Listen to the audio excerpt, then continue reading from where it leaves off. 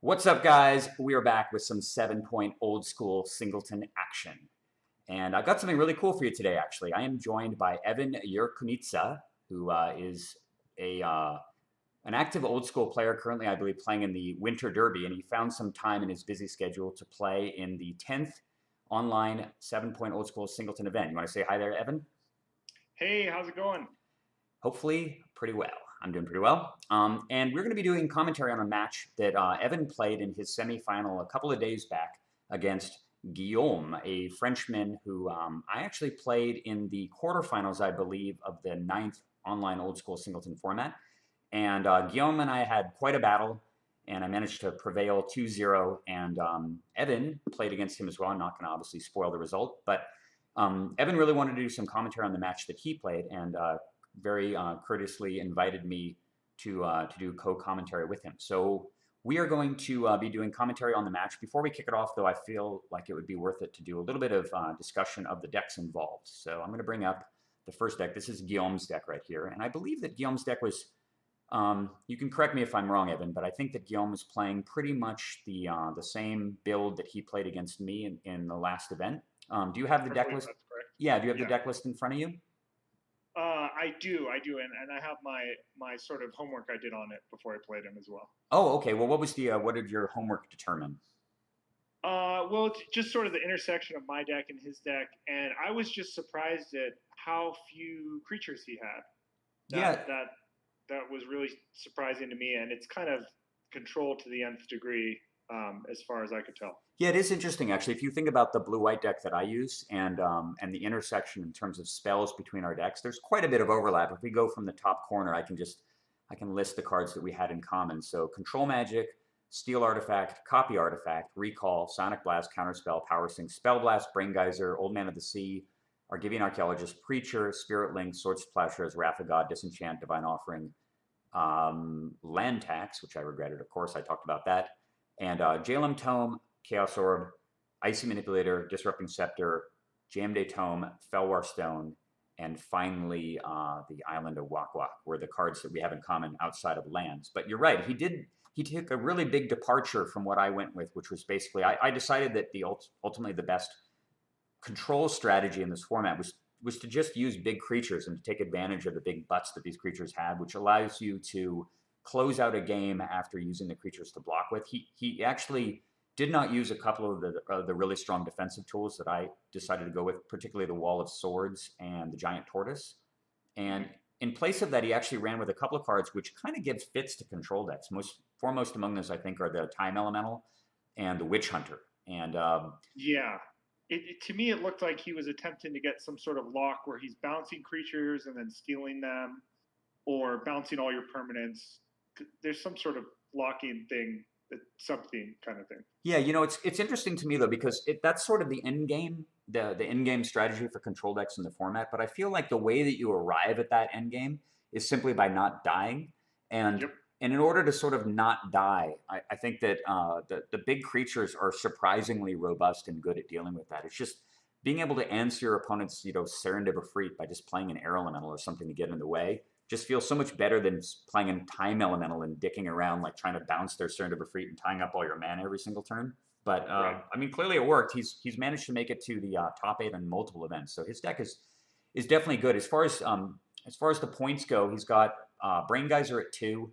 That's still a 2-point card, and the points list I think did not change for this event, but I think it has actually Correct. changed as a result of evolution of the format. The main difference actually between the format that I played and the format that Evan and Guillaume played in is that the card Moat has been moved up to 2 points instead of just one. I think that it's interesting too because I mean, this isn't a Moat deck. He's not running Moat, although this Moat would be a phenomenal card in the deck. It surprises me. Yeah. Yeah, he just may not be run. He may just not own it. Although I guess you're allowed to proxy, but it is to I me promise it's you. Yeah. yeah, to me it's a pretty glaring omission. I mean, really, does he have a single card in his deck that's impeded that he wants to attack with that's impeded by Moat? I don't really see one other than Factory and perhaps Triskelion, but all the other cards are all utility creatures, and as a result of that, Moat is not so great. In fact, Guillaume's deck is a really good example of why I've made one small alteration to my deck.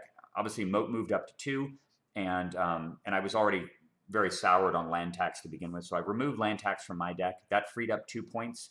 I spent an additional point of those 2 on Moat as it went from 1 to 2. And then my final point, I actually have decided to include Maze of Ith. And then I removed 1 land because I felt like I had just a bit too much mana in my deck. And I replaced that with the card Alepal, which is, I think, just such an important utility card to have in a blue-white deck. So you don't lose to things like Time Elemental and Archaeologist and Preacher and Witch Hunter, which are just these utility creatures that can kind of hang around and just make the game either miserable or outright unwinnable. As far as other stuff he's done, he elected not to run Mana Drain, and he went with Balance instead, which is, again, a kind of an interesting choice to me. I just find it's very, very hard for control decks in this format to get into a situation where balance is asymmetric enough that you feel really good about casting it. And he's got, of course, land tax in the deck still, as well as Maze of Ith and a recall to round out the 7 points. And then his mana base, let's go starting with here 1, 2, 3, 4, 5, 6, 7, 8, 9, 10, 11, 12, 13, 14, 15, 16, 17, 18, 19, 20, 21, 22, and a Fellwar Stone. So you can see he went way, way, way lighter on mana than he did. And I bet, Evan, when you looked at his deck list, you were just licking your chops over that. Well, that was sort of the main point. I mean, basically, I looked at his cards and I said, okay, really unaggressive, total 100% defense. What surprised me was that there was no Millstone in here. I would put a Millstone in here. I think it could perform really well. Yeah, that's a really interesting point. Yeah, the fact that he's got Recursion to get the Millstone back right from the Archaeologist, and he has Guardian Beast to protect it. And and I actually had this conversation with a friend of mine who's a very, very good overall Magic player, as well as he's sort of my commander co deck builder. He and I built a ton of different competitive commander decks in tandem, and I was telling him actually about how good Millstone was in pure control, because in a singleton format, when you mill the guy's Plowshares and his his Divine Offering or his Control Magic and his Counterspell, right? Those cards are gone forever. And the impact of Millstone, it's a very mediocre card in regular constructed decks because you have so much redundancy, and you mill the guy's bolt and his swords, and he's already got 2 bolts and his swords in his hand. It doesn't really affect the outcome of the game. But Millstone gives you not only the ability to remove cards from the game, essentially exiling them every time you use it, but it also gives you information about what they might be holding. And I think those two effects in tandem really make the card excellent if you are going to play a pure control strategy like this. So it's definitely something he could do in the future. And and so before I get over to your deck, just to remark on the fact that he was running such a fragile mana base. When I actually looked at his deck before he and I played, I just looked at it and I said, I feel like I have a huge advantage in the matchup just on the strength of the fact that I have so much more mana, and I can just play the control game so much better than he can, because he's just going to be at a point where he has to tap out because I'm going to just keep hitting land drops all day, and he's not. And obviously that's provided that he doesn't get land tax early, and I think he did get in one of our first game was a phenomenal game. I'm looking forward to actually doing the video for that. Maybe I could have you join me for the commentary. But we've gone on a while. I'm going to bring up your deck instead of Guillaume's. Oh, yeah, real quick, I just want to say on his deck. So I mainly looked at the mana base because, as you'll see, I have a lot of land destruction. So he has 5 black sources, 11 blue sources, and 11 white sources. Okay?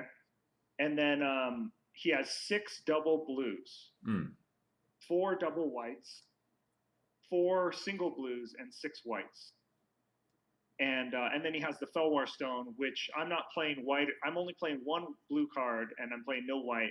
So I can, if I play correctly, and spoiler alert, I don't, I can completely shut down his Fellwar Stone into a colorless mana source. That's a very clever point, actually. Yeah, the Fellwar Stone it's kind of the only acceleration. I apologize to viewers for not having Guillaume's deck list up. I accidentally brought up like random Hearthstone screenshot, but and then lost a Guillaume deck. But the point that Evan's making though about the fact that one of the reasons why I ran so many lands in my deck is just because, by nature of the format and all the best cards in blue and white, pretty much all of them require double blue and double white.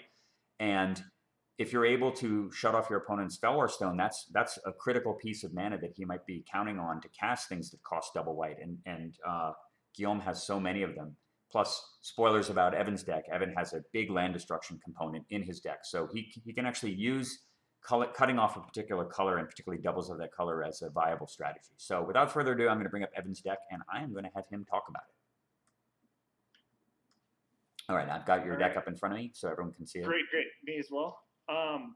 So basically the original inspiration for this deck was I saw that this mono red deck won, And the mono red deck had like 17 mountains and then a number of colorless sources, Felwar Stone, Mishras, Desert, things that you would typically expect, Strip Mine.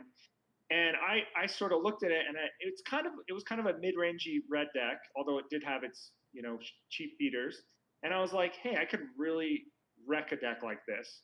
So that's sort of I've evolved quite a bit since then. But basically, I have if you look at the middle row, I have Strip Mine, Nether Void, Demonic Hordes, my favorite card, Ice Storm, Fissure, Sinkhole, Blight, and then Stone Rain. So these are sort of decent enough land destruction cards, and they also have some flexibility in the Strip Mine and the Demonic Hordes. And in the right situation, Nether Void sort of destroys 3 lands, you could think of it. Yeah, that is one way to view it, definitely. And so that's the land destruction sub-theme. And so I was really looking to kill the blue sources because I want to shut off his double blue as much as I could. Yeah. And that seemed like sort of the weak point. And just because he had 11 blue sources, he doesn't have he just doesn't have a ton of lands that produce it. So yeah, I mean, the fact that he even played Desert to me, which as good as that card is, when you're only running 22 land or whatever, just strikes me. I mean, I didn't run it in my deck with 26 lands because I felt like I was casting my blue and white spells was just that important. So yes. I see the use of Desert as the kind of thing. Maybe you could run Desert in a monocolor deck, but certainly in this format, unless you. You can see Desert in mine, and I'm stretching it. This is such a this mana base can go very bad, but but it's so important because of the aggro decks in the format. I decided to sacrifice a bit. Yeah, I mean, if you look at. Sorry, go ahead. Oh, I'm just going to say, with the exception of the Fissure and the Shivan Dragon, though, you actually aren't running any double reds, and so.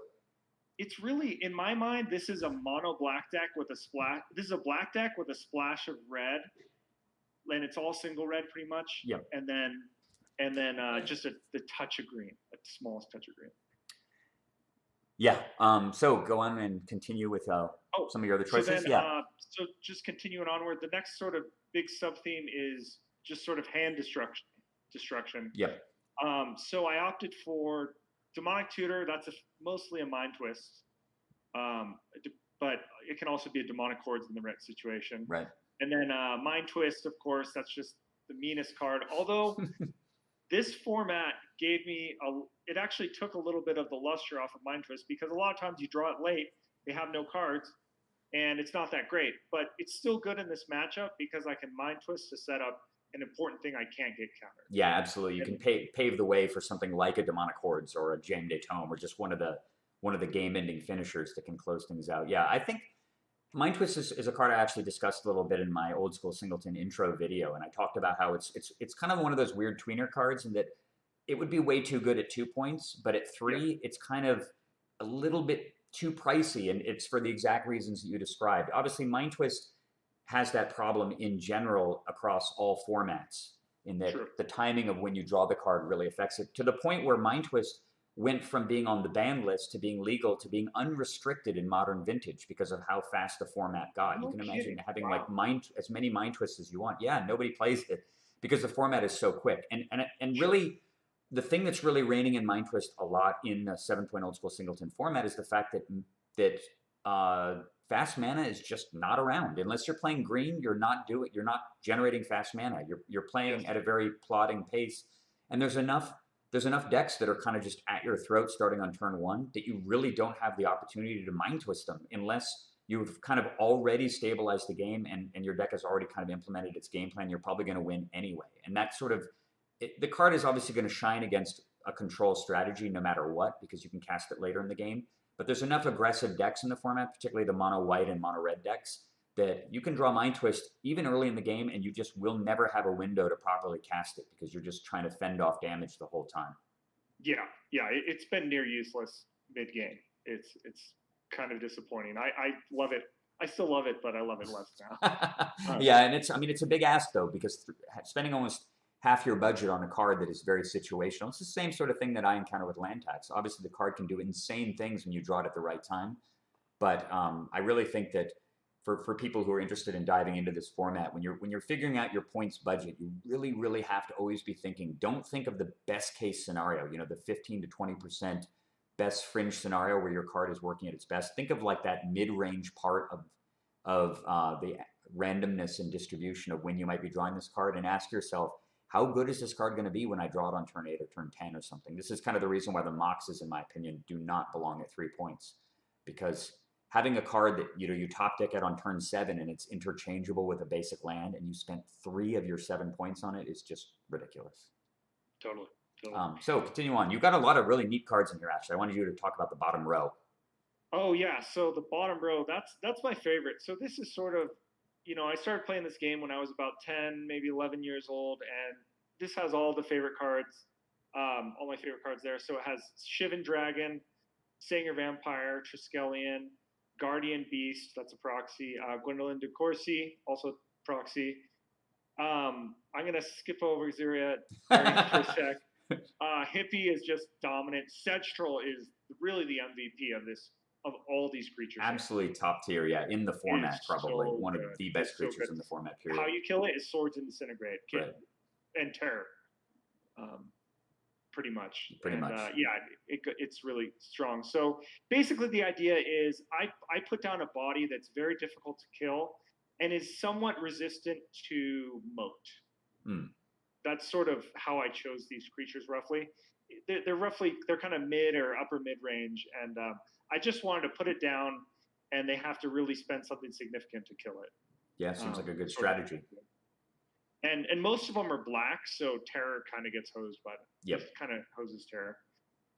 Abyss, of course, would wreck this deck, but let's not talk about that. No one plays Abyss anyway, mainly because there's it's so except for the range of those essentially creatureless, weird prison strategies. Abyss just doesn't have a niche in this format because, with the exception of Mishra's Factory, there just really aren't very many good artifact creatures to go with it. It's really hard to win the game with Abyss in play. Yeah. Totally.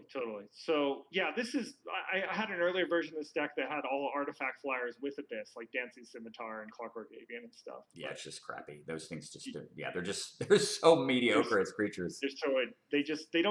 They don't close. Like I could get them to a very weak point, but it gives them too much time to come back. Exactly, you're just plinking away with a Dancing Scimitar. Meanwhile, they're recovering and playing land under Nethervoid, and eventually they're playing stuff that you got to deal with that totally outclasses the Scimitar. I think you took the absolutely right approach with that completely. Oh, thanks. Yeah, and I had the Hive too, but the problem was I had also Pendelhaven, so that's some bad synergy there. But and then then I have just sort of then going on further to the right from the central, we have Pyrotechnics, Terror, Earthquake, Disintegrate. Unfortunately, that's pointed now, so won't be including that probably going forward. Chain Lightning and Bolt, and these are just sort of very strong removals. There's no Fireball because it's pointed, as Brian points out in his videos. Yeah, and so those are just sort of solid removal. It turns out I'm missing Falling Star. I'm not very familiar with the card. Never used it in my life. So yeah, it would actually. I was going to ask you whether with this Disintegrate moving up to 1 point, and the reason why that was done is just because the X spells, because the format is so slow, the X spells are overwhelmingly I don't know strong. why Earthquake isn't a point. Yeah, and kind of auto includes. Yeah, Earthquake at least has the symmetry effect, the fact that if you're behind in life, you can't just X spell your opponent for 8 with it and win automatically. Sure. But it'll be interesting to see the evolution. But I definitely think that the format was heavily leveraged in favor of red-based decks, if not pure red. Yes. And it's just so easy. I mean, that's kind of one of the attractive things about the format in general, is that you can build a top-tier competitive deck on a real budget. One of the things I really like about it. But yeah, it'll be interesting to see the impact of Disintegrate at 1 point. If you had to choose between running Maze of Ith or Disintegrate, which of those two would you pick? I'd still go with Maze. You'd still go with Maze, yeah. Maze is just so good. I mean, everybody's running one Strip Mine for the time being, but a lot of the time the Maze can come down early and just completely mitigate 20 points of damage just by itself. Plus, when you're running Wrath-style effects like Pyrotechnics and Earthquake, you can force your opponent to overextend and then blow up multiple creatures because of the Maze. That's exactly why I like Wrath, or Maze of Ith, yeah. It forces overextension. And I also have Disc in here. And Disc is just it has amazing synergy with the Maze of Ith. Yeah, it does. And you don't, outside of the creatures, I mean, I guess you have a handful of artifacts, but you don't have a ton of things.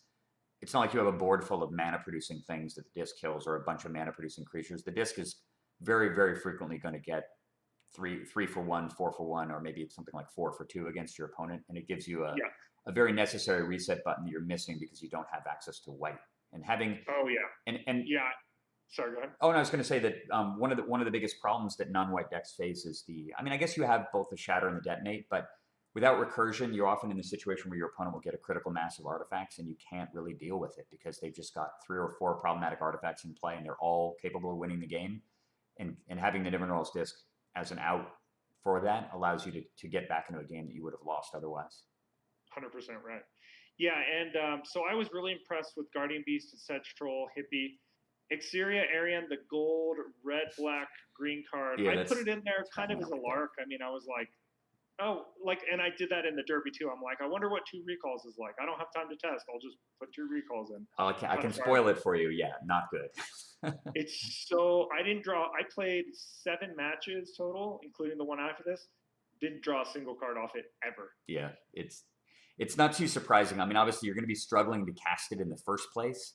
Yeah. And it's such a fragile creature as well. On top of that, you go through all of these contortions to cast a thing that has green in the casting cost, and your opponent just kills it. Or they kill your green producing land, and you're spending 3 mana on a 1/2 flyer. Yeah, I think it's one of those cards you can feel really, really optimistic about. But I think overall, going with something that's more dependable, I think something like an Uthden Troll would honestly be a lot better in this deck. That is coming in for sure. Yeah. I might even do a Curd Ape, I'm not sure, but definitely Uthden Troll for sure. Uthden Troll just meshing with what the deck is trying to achieve. Just regenerators are so problematic in this format because nobody's playing with Swords to Plowshares. I mean, if they're even playing white in the first place, and even if they are playing white, they have 1 Swords, which means that a regenerator is just going to stick around. Another card you could consider is Will o' the Wisp.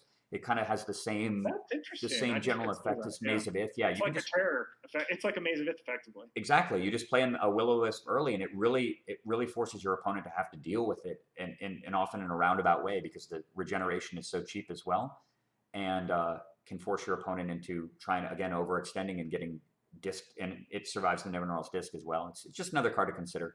It's great. Yeah. So let's look at your mana base real quick.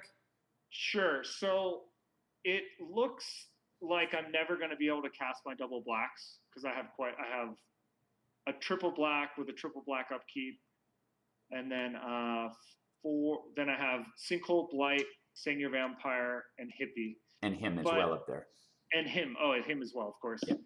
But I hit like turn 3 or 4. I'm almost always hitting 2 blacks. Not always, of course, but it's got something like 10 swamps, the City of Brass, and then the Bayou, Underground Sea, and Badlands. Yeah, it looks like 14, unless you're counting Felwarstone as a potential 15th source. Yeah, it's 14 and a quarter. I kind of like. Yeah, that seems. I'd say black is common enough in the format that you can reliably count on the Felwarstone, like you said, a quarter of the time, third of the time, maybe. Yeah, so that's pretty good. Really, what hurt me more was sometimes I just wouldn't draw red because I've got the Badlands, Taiga, City of Brass, Volcanic. So it's 9. Like yeah, 9. 9. Yeah, that was a little thin. Yeah, that's cutting it. That's cutting, particularly for a card like Fissure, which you're really kind of hoping to play on turn 5 a lot of the time. Yeah. Either as an LD spell or just as an emergency removal spell. And yep. And if your opponent draws a strip mine early or has an icy in play or anything like that, I mean, this is kind of like a very, very common problem. People who are used to playing old school or even more modern formats like Commander really just take getting colored mana for granted. It's whatever you want. Yeah, shockingly hard to consistently cast spells. Even, I mean, I've talked about this in the other videos, but in that blue-white singleton deck that I played, which has so many islands and plains in it, there are so many games where I'm just like on turn 10 looking at 4 cards in my hand that cost double blue, and I've got 6 plains and an island. And it's like, what the hell? How does this happen so often? Yeah. That's kind of the philosophy. That's kind of the thesis of this deck is that either the monocolor decks they're running really lean, or the multicolor decks you can just remove a color. Yep. And you're not destroying. I mean, you're not going to draw more than 2 or 3 in the time frame that it matters. Sometimes only 1, but that can be enough not to limit them, not to keep them off that, but to just slow them down a little bit so that I can get some disruption. I can get some either paperback or big book and just start wrecking them. Yeah, and then just start riding those card advantage or card quality engines to victory. All right. Yes. And the Gwendolyn de Courcy just shreds hands that stall a little bit. Yeah, Gwendolyn's so powerful against a control deck. If you're able to, and plus the Fellerstone is almost certainly going to be making blue mana there. So casting her is actually not as hard as it looks against a control strategy. It's just a matter of getting her in time against someone who's going turn 1, 1-drop, turn 2, Grizzly Bear, turn 3, 2 guys, and maybe backing it up with a little bit of removal. And then the deck plays out very different. But fortunately, you're not facing a deck like that in this match. And I think before we get to the actual games, I think I'm going to cut this video off so that we can actually just have the games be separate, since we've been doing an intro for quite some time. So I'm going to stop this video, and we will see you guys in the next video for game 1. Stay tuned.